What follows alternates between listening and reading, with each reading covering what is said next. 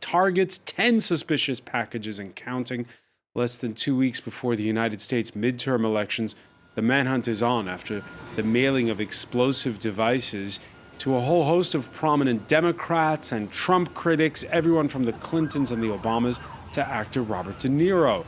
The president himself putting, quote, the full weight of the government behind the investigation, vowing to spare no resource and calling for national unity on Wednesday. Later in the day, however, she hired Hillary Clinton's attorneys to cover it up. She took your... The warm-up to a Trump campaign rally in Wisconsin with chants of "lock her up." Trump supporters unfazed, it seems, by the news Hillary Clinton was one of the intended targets of those pipe bombs. Trump would later quip, "Look how nice I'm behaving," a nod to critics who feel his often brutal rhetoric can incite to violence. Now, this Thursday on Twitter, Trump laying the blame elsewhere. He says a big part of the anger we see in today's society caused by the purposely false and inaccurate reporting of the mainstream media, which must clean up its act fast. What to make of this case? What to make of political discourse in the home stretch of Donald Trump's first electoral test since he stunned the world with his win in 2016. Today, in the France24 Debate, is that rhetoric a ticking time bomb? And with us, a professor who lectures in rhetoric, Sciences Po's Lex Paulson, who canvassed for both Barack Obama and France's President Emmanuel Macron. Welcome back to the show. Nice to be back. From Washington, Republican campaign consultant Dan Hazelwood joins us. Nice to see you, Dan. And from New York City, Rav Harfouch, who is of the Red Thread Institute for Digital Culture. Welcome back to the show. Hi. The France24 Debate on Facebook and on Twitter, hashtag F24Debate. It was before dawn in Lower Manhattan, the bomb squad taking a suspicious package found at the offices of actor Robert De Niro's production company. None of the 10 devices so far have gone off. Another one mailed to the home of Barack Obama's former Vice President Joe Biden in Delaware stayed at the post office because it didn't have enough postage on it. Rav Harfouch, let me ask you, what's the mood in New York City? Well, so I'm here in New York, and yesterday we just received, I was with some friends, and we all received text messages telling us to shelter in place because we were very close to the CNN's offices where that threat was received. So people are a little shaken. It's a little terrifying to get a message telling you to hide. So a lot of questions this morning. A lot of questions this morning, and it's not yet over. Those packages keep coming. There's more bomb scares that we've seen. Dan Hazelwood, what do you make of it all? Well, without a doubt, this is an act of political terrorism, and we're going to need to track down. And the one thing that is very effective about the U.S. government and law enforcement is these people, whoever's done this, is going to be tracked down and found. That's the history of all these attempts for the past 40 years. And that's the good news. The bad news for all of us is it's not going to occur fast enough. So it is frustrating. It's angry. It's unsettling. This is, I hate to say this, but this is something that has been occurs on an occasional basis throughout American political history. That doesn't make this any less unnerving and any less an act of terrorism. Yeah, a lot of questions being raised to the White House spokesperson. I'll put it to you, Lex Paulson. Sarah Huckabee Sanders drawing a distinction between the words we may be seeing. We're 12 days away from midterm elections in the United States and actual deeds.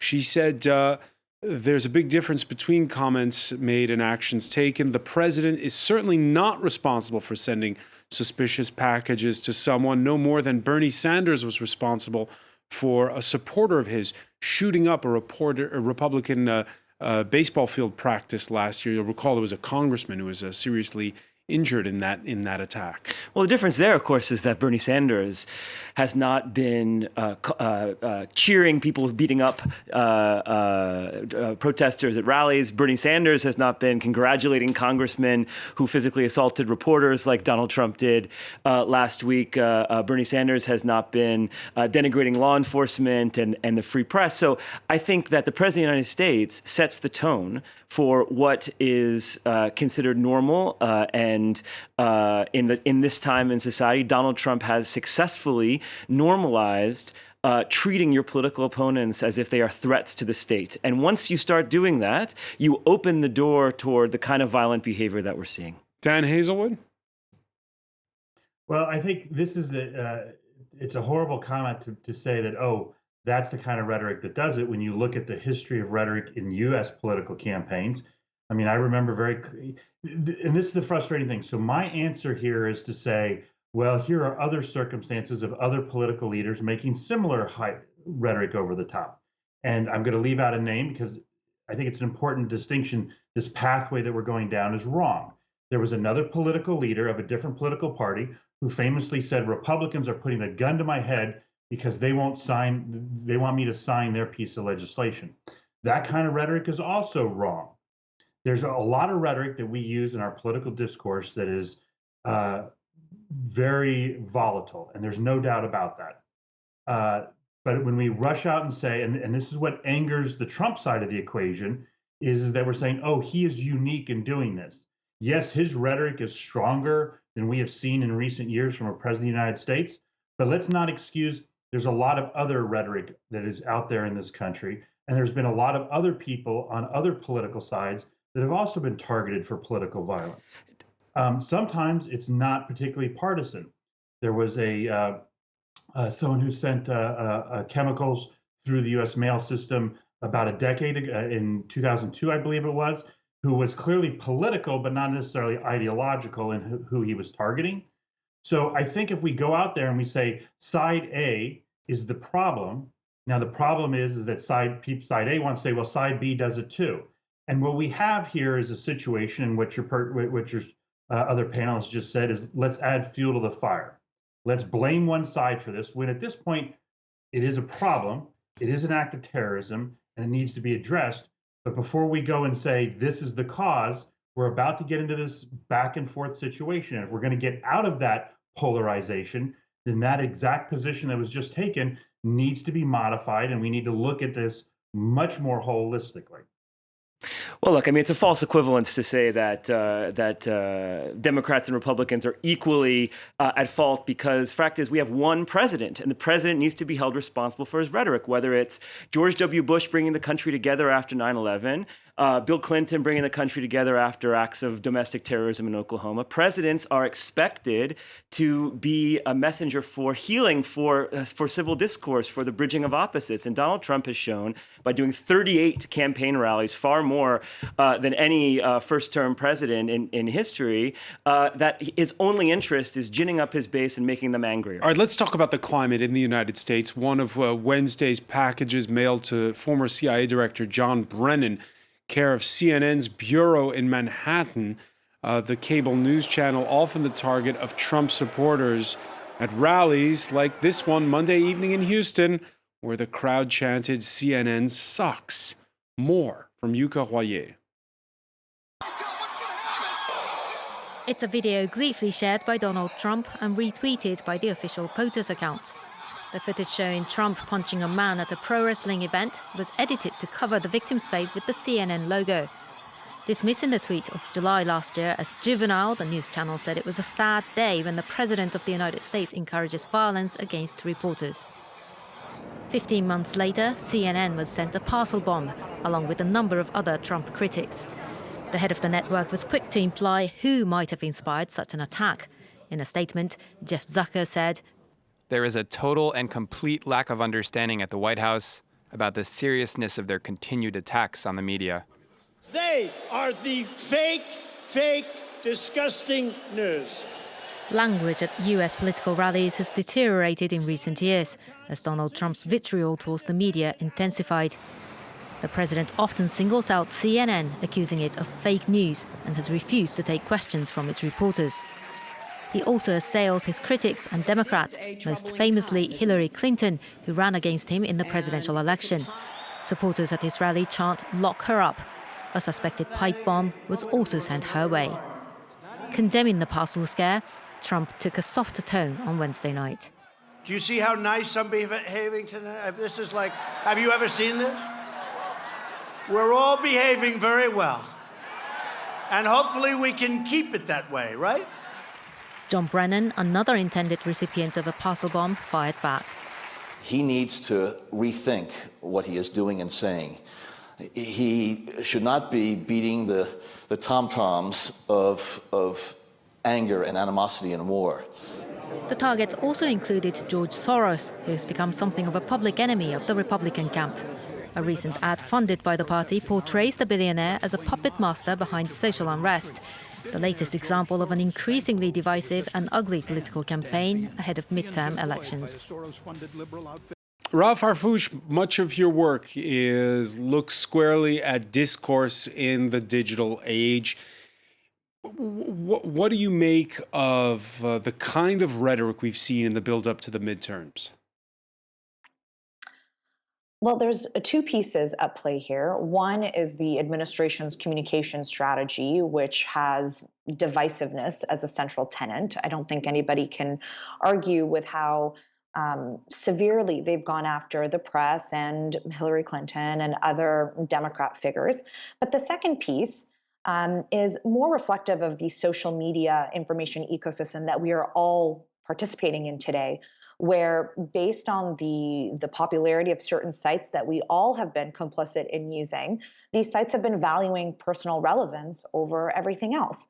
And when you have sites that are programmed to give you only, using algorithms, only pieces of news that are reflective of your own beliefs, your own opinions, your own worldview, with no objective content, that leads to this type of intense polarization where fake news no longer becomes something that's inaccurate. Fake news becomes something I don't agree with. Yeah, and so these social media sites, their intention is to keep you as long as possible in front of their website. And I'm reading that for them, the things that are more emotionally driven work better. Yes, and when you go to human psychology, when humans see pieces of content that validate their own worldviews, it generates pleasure hormones in the brain. So it makes you feel good when your views and your beliefs are validated. And these systems that want you to spend as much time as possible on these platforms exploit that little bit of that little behavior in order to get you to log on and to check back and to engage more on that site. What they don't usually say is that they do that by figuring out that they're just going to give you everything that you want to see and not the things that you need to see. And this is a huge part of the divisiveness now, because people can go to websites that reflect news, which have no bearing on reality and actually spread things that are not factual. And then you have the president of the United States in a very terrifying, personally display, I think it's sowing distrust in the media, which I firmly believe is a huge threat to democracy and to civil discourse. I mean, what do you make of somebody who expects to be rewarded for being civil, who expects to get praised for not attacking somebody in this way? And does it work the other way as well? Do we see fiery rhetoric on the left? There's fiery rhetoric on both sides, but I think the point that's been made here is that we're not talking about both sides. We're talking about the president of the United States and his position as the leader of this large country. So it's one thing to have politicians on both the left and the right making fiery statements, but I think the tone and the level of aggressiveness has been just pushed forward so much more by this administration's communication strategy. And that is something that I do think they need to be accountable for. And I mean, and obviously it's not just one side's fault, but it is being pushed forward in a way that we haven't seen in previous election cycles. And I'm frankly just surprised that something like this hasn't happened earlier. I mean, on a different level, but still in the midterms, there was just yesterday the incident on an American airline where a woman was sexually assaulted, and the man responsible said, well, the president said it's okay to do this. So we are starting to see the president setting the tone for what is the acceptable values and acceptable behaviors that people are going to follow. Dan Hazelwood? And so the issue, yeah, so the issue here is that, we have a lot of people who like to believe that history began when we arrived, but there's been a lot of combative political rhetoric, and there's no doubt that President Trump has accelerated and excels at delivering emotional or words that provoke emotional reactions both for and against him. And he's set a new level of that, no question of that. But this whole, it didn't happen before him is kind of ridiculous. We talked about companies, and this is exactly the process here. So Democrats routinely demonize companies. The Koch brothers, who actually try and do a lot on criminal justice reform, are actually one of the prime targets for Democrats, saying they are undercutting democracy. And the President of the United States, when it was Barack Obama, who was my president, because I'm an American and whoever's president is my president, would go out and say that the entire Republican Party wants people to die of cancer because they opposed his government takeover of our healthcare system. So there's been plenty of rhetoric over the time, and there's been plenty of bad people who've reacted badly to the bad rhetoric that has come from political leaders over the last 200 years in American politics. Dan is giving us a wonderful example. This race to blame Trump and then to excuse the press, when every day we see stories where the press deals between the political parties unevenly.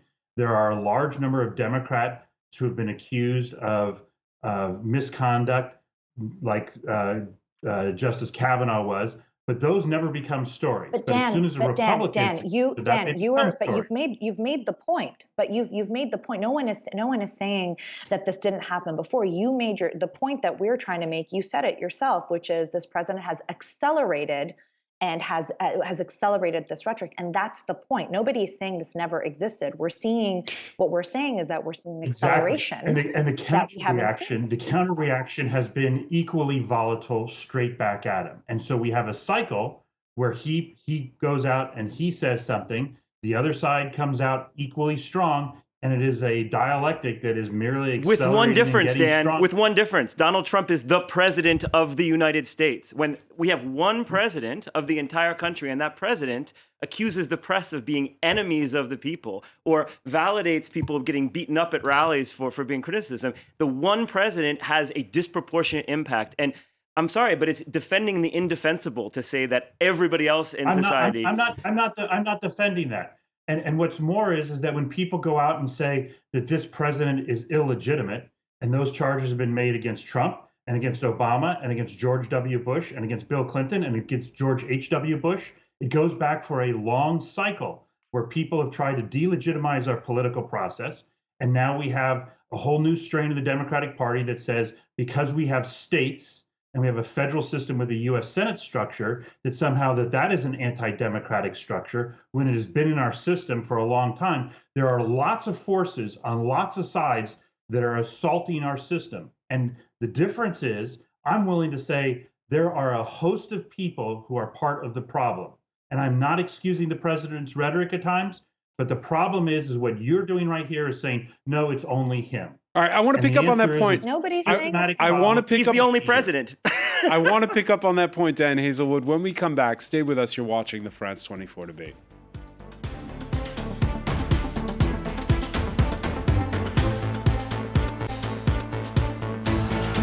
Welcome back, or welcome if you're just joining us. It's the France24 Debate. We're looking at that spate of bombs threats that have come out of the United States, and how the political class is reacting to it. Critics of Donald Trump pointing to his fiery rhetoric as inciting to violence. We're talking about it with Professor Lex Paulson of the French Political Science Institute, Sciences Po, who canvassed for Barack Obama and for Emmanuel Macron, from Washington, Republican campaign strategist Dan Hazelwood.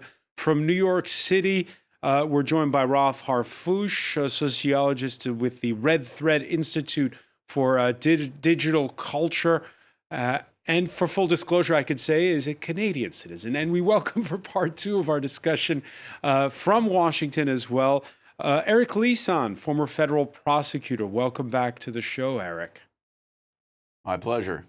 Eric, before we get back to the discussion on the issue of whether or not the violent rhetoric that we hear on the campaign trail incites to violence, I just want to ask you first about the investigation itself. We've seen these brown manila envelopes with sometimes too much postage, sometimes too little. Nobody's been hurt yet. Investigators so far say looks like they're all linked together. Judging on past track record, where do you think the investigation is going? I think that's exactly right. The investigators are starting from the premise that this is all linked together, and they will be using forensic data and laboratory results to try to track down, as well as people on the ground, movements that have been made from where these, in reverse engineer the path of the packages, investigate the chemicals and the other compounds that may be involved, and see where they have been procured. It's a painstaking and mammoth effort. It's been done before for years and years.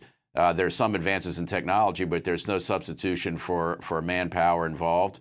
And if it is just one person, which it seems to be, or one organization rather, that will make it somewhat easier. But if you remember going back to the Unabomber, it took a long time. In this case, what we had, for instance, too much postage in some cases, not enough. In the case of the package mailed to the former U.S. Vice President Joe Biden, the name of the former CIA director John Brennan misspelled. What do those clues tell you? Well, superficially, they say it's somebody who may or may not be well educated or totally conversant in English. On the other hand, it could be somebody who's trying to, or some organization that's trying to dissemble and make it appear as if it's something that it isn't. Historically, in these kinds of cases, that latter postulate has not been the case. It really has been someone who is representing themselves in some manner by these mistakes. On the postage, I just want to point out that the reporting is that some of these bombs, even though they had postage, were actually delivered by courier, so that the postage had nothing to do with it.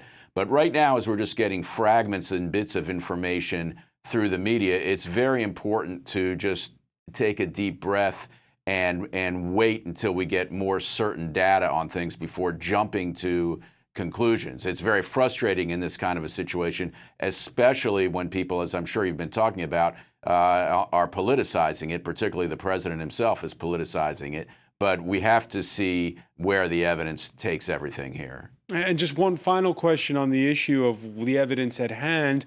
There's 9 targets, but 10 packages. It appears as though 2 were mailed to California Congresswoman Maxine Waters. Is there anything we can draw from that? Well, that would fit, again, a pattern of targeting people with these bombs that have been the targets themselves of ire by President Trump. Maxine Waters was insulted on a very personal level by President Trump, as was Robert De Niro. They had antagonized him. He responded in kind or worse. Same with John Brennan. The president took other actions to try to revoke John Brennan's security clearance. They all fit a very clear pattern. On the surface, it certainly seems obvious that this would be, superficially I'm emphasizing, something that is motivated by somebody or some organization that's sympathetic to the president and wants to retaliate in this way. On the other hand, we have to see what it really is. Is it some sort of devious double dealing? We don't know. We have to let the professional investigators do their job here. This is also, though, highlighting something relating as well to what the president has done, which is to try to discredit the FBI and say that it's been politicized when he has not had the evidence to do that, and he's just been doing it to protect himself out of his own self-interest. That can come back to haunt everybody in situations like this, where we really need professional, credible investigations taking place. Yeah, just one technical point on that. 2 of the targets are former U.S. presidents. Is the FBI in charge of everything, or is the Secret Service in charge when it comes to the Clintons and the Obamas? There's going to be a lot of law enforcement investigations involved, necessarily the U.S. Postal Service as well. But it will be headed up by the FBI. The Secret Service is involved because The former presidents, Hillary Clinton as well, because she's married to Bill Clinton, are protected by the Secret Service, so they necessarily are involved. But the lead of this will be conducted by the FBI. But it will be a mammoth undertaking, or it should be, and hopefully it will be. It seems like it's going that way. We just hope there's no interference from the White House. That's been an unfortunate pattern in the past, and that would be very, very unfortunate if that were to recur here, where we had political interference in the investigation. Yeah, Dan Hazelwood, the FBI has been a target for Donald Trump often in his tenure. Do you share the concern of Eric Leeson that could come back to haunt everybody?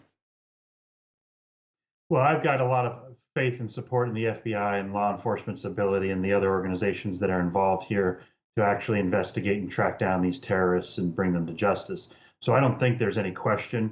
I also don't think there's any question that no one's going to give a hoot what anybody tries to do to try and impact this investigation. They would be morons if they tried to negatively impact the investigation. So I actually don't have any concern whatsoever that these organizations aren't going to put all the resources they have available to track down these people.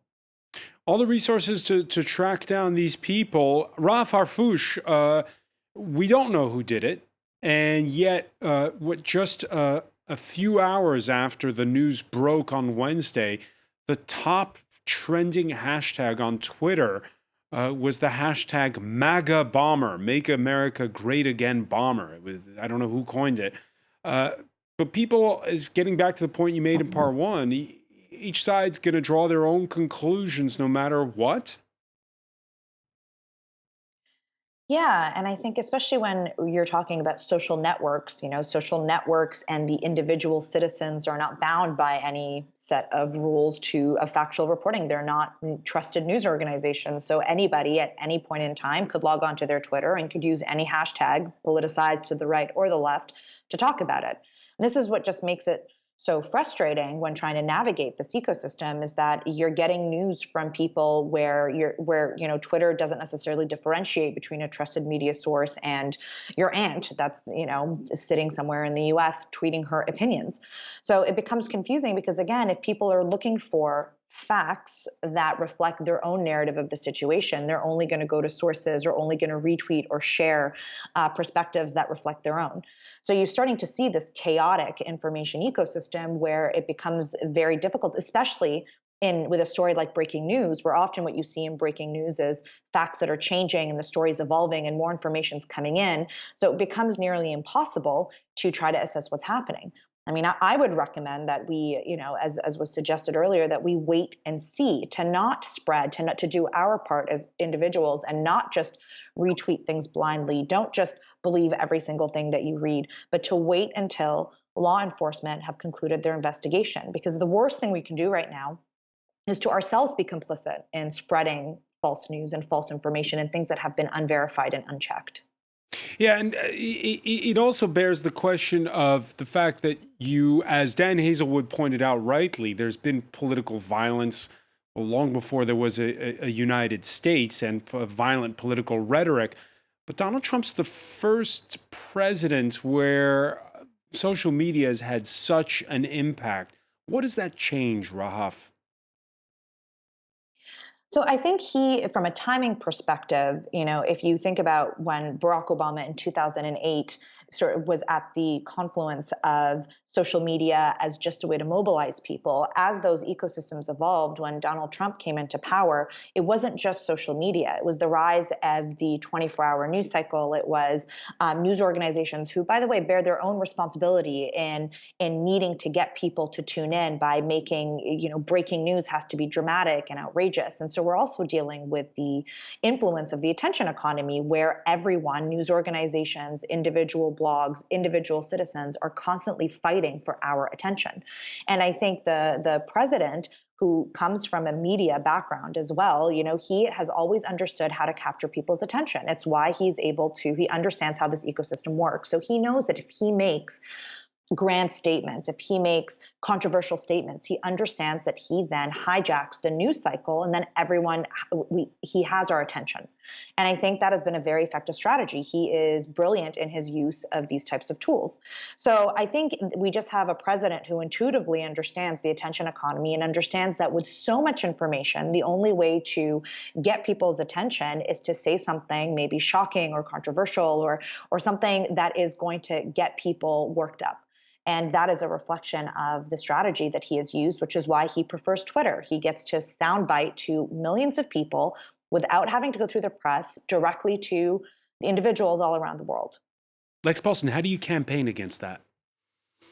Well, how do you campaign against it? I mean, the first step is an acknowledgement on both sides that a free society can only function if we have some shared idea of trustworthy source of information. We cannot live in a society with two completely non-overlapping sets of facts and expect to coexist as one country. It's just not possible. This is where we need to get outside of the bubble of American politics and look at the rest of the world. And by the way, on that point, I want to make a small interruption here. Here in France, we've seen in the past week the leader of the far left take on our colleagues from Radio France over their coverage of his the raid on for alleged illegal campaign financing that he's done. He's called on his militants to spoil their work wherever they're out. Jean-Luc Mélenchon is the name of the far left leader.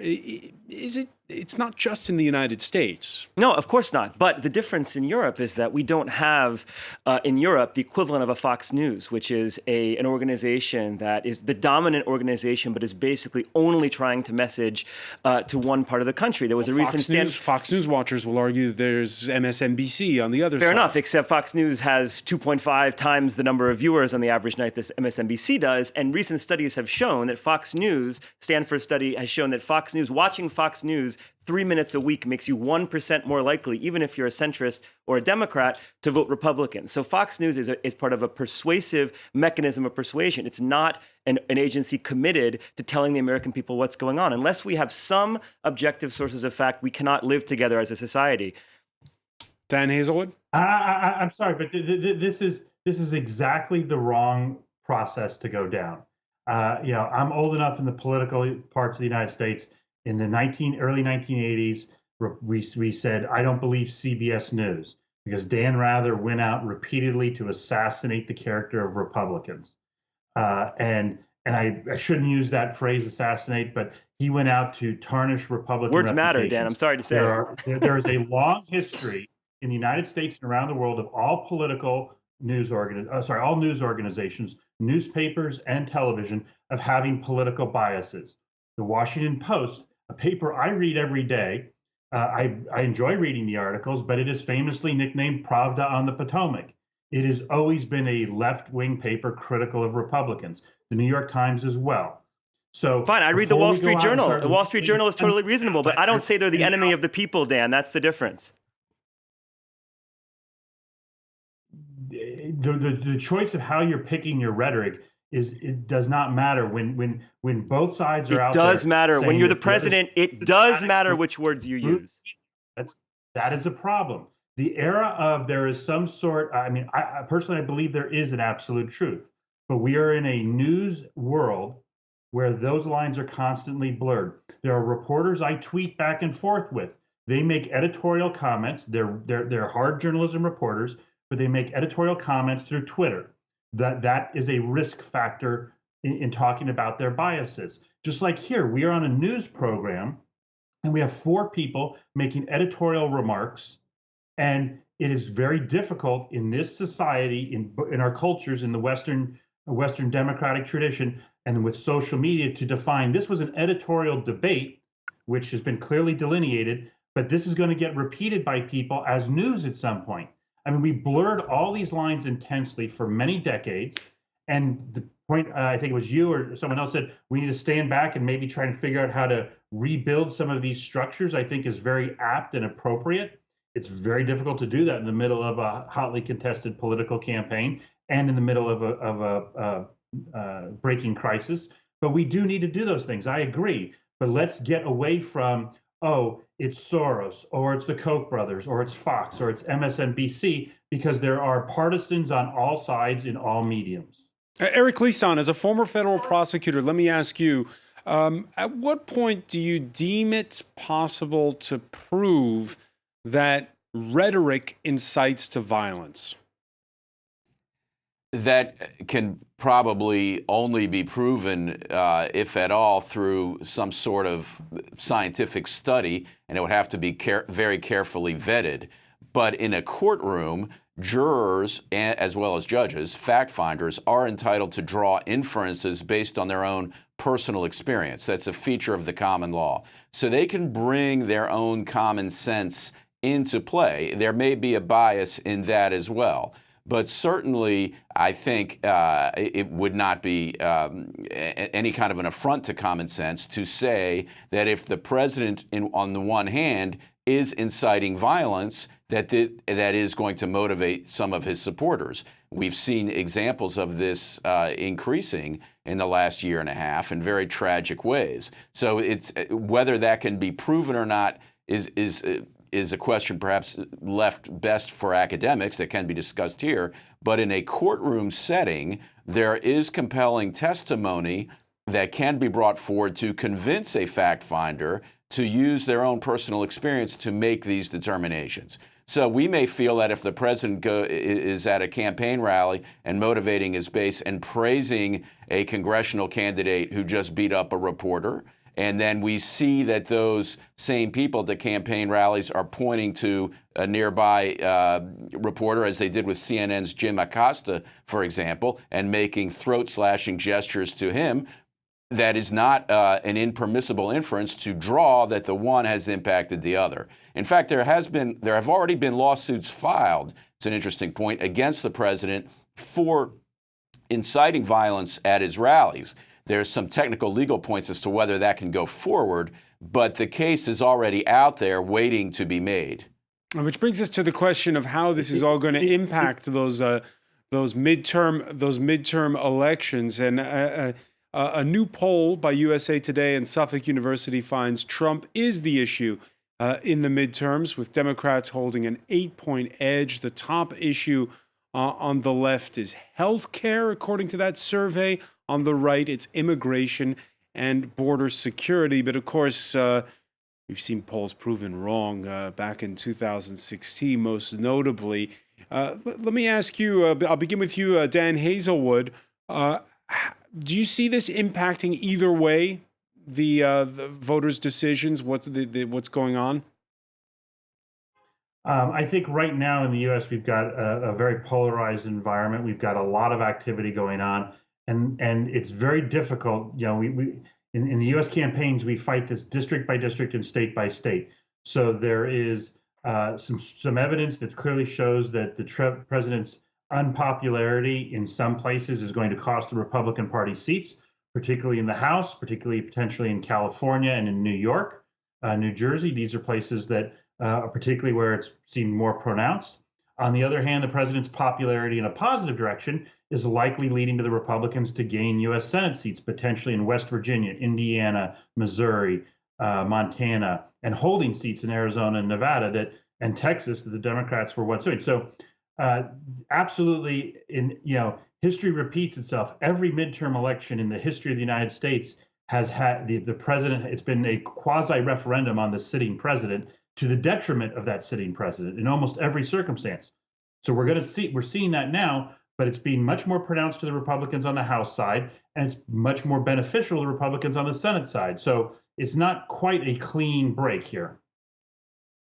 Lex Paulson? I think I agree with Dan's essential analysis, surprisingly enough, except that when he said that the anti-majoritarian parts of America are a good thing because we've had them for so long, I would take the opposite view, that the fact that we had, as recently as 2012, a majority of Americans voting for Democratic candidates for Congress, electing a Republican majority for Congress, means we have to take, as a society, a look at the rules of our game so that it doesn't require a 6 or 7 or 8 point lead on a generic ballot to elect a Democratic majority. Majorities should rule in a democracy. Donald Trump was elected with a minority legitimately because that is a system that we have, but it's time that we change our system so that majorities actually rule in America.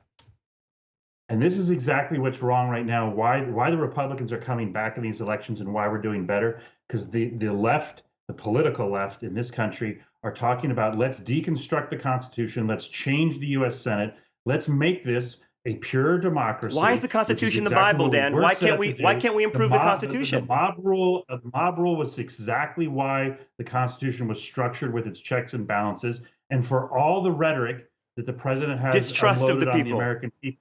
The system of our government is actually working very well. And people should remember that and not attack the fundamental underpinnings of it. When Wyoming and California has 68 times as many people as Wyoming, have the same number of senators, something's not right there. We are an outlier, and it's time to improve our system. Eric Leeson, the political climate heading into this midterm election, your thoughts on it? It's as heated as I can ever remember it personally, and as polarized. No question about it, but that does seem to be a deliberate tactic that is stoked by the president and the Republican Party to try to exploit those divisions. It may very well be tied, as this conversation we've just had shows, to the electoral map in the United States, where the least populous regions are overrepresented arithmetically in the Electoral College, which contributes to frustration, and then a doubling down on that by the president. But there's in my mind, again, drawing on common sense, there's no question we are in the most polarized period and heated and literally potentially explosive period that I can remember. Well, I think it's for the reasons that I've just said. I think there's a feeling that there's a lot of disinformation that's being bandied about, and starting at the very top at the White House without a calming effect, number one. And I think that leads to a great deal of frustration, and it incites people to act on their worst impulses. I think this is a very fundamental period. I think this particular election coming up in 2 weeks is a fundamental election in sort of setting the course for where we're going to go as a country. Rav Harfouch, the whole world is watching, and after these midterm elections, it'll no longer, if Donald Trump, as the polls suggest, consolidates, for instance, his advance in the Senate, it will show it wasn't just a blip, what happened in 2016. But again, as we were saying earlier, Rav, it's not just the United States. From what you've studied, what's it all about? I think, as I've said earlier, we're talking about the way that people are consuming knowledge and forming opinions and making educated decisions. And I believe that in many ways, social media has corrupted our ability to do so in an objective way. So do I think, for example, that this bombing is going to change people's minds on how they vote? Absolutely not. I think people have become more and more entrenched in their own political view and are just doubling down on it. And this goes back to the frustration that I think people feel when things happen, and then you have people on both sides coming up with excuses to justify and rationalize just about anything. So the bigger problem here, far beyond politics, far beyond the US, is the fact that we are witnessing the rise of a global digital culture that is using these digital infrastructure to change the ways that we are engaging with ideas, with controversial opinions, with diversity. And we're not really stopping and taking a step back and saying, okay, my behavior on how I consume information is then following me into the real world and influencing how I vote and my opinion on things. And I think that should be something that both sides should be concerned with. Instead of focusing so much on the elections and on the political side, we should be focusing on the underpinnings of how are people getting educated and how are they staying informed, because that's where you see the real gaps that are preventing us from having what was said earlier, this ability to have a shared view. And I completely agree with that point. If we do not have the ability to agree on our commonalities of our reality, what we expect, then there is no way forward. Then we're going to see an increase across the world, by the way. It's starting to happen in Canada. It's starting to happen in France.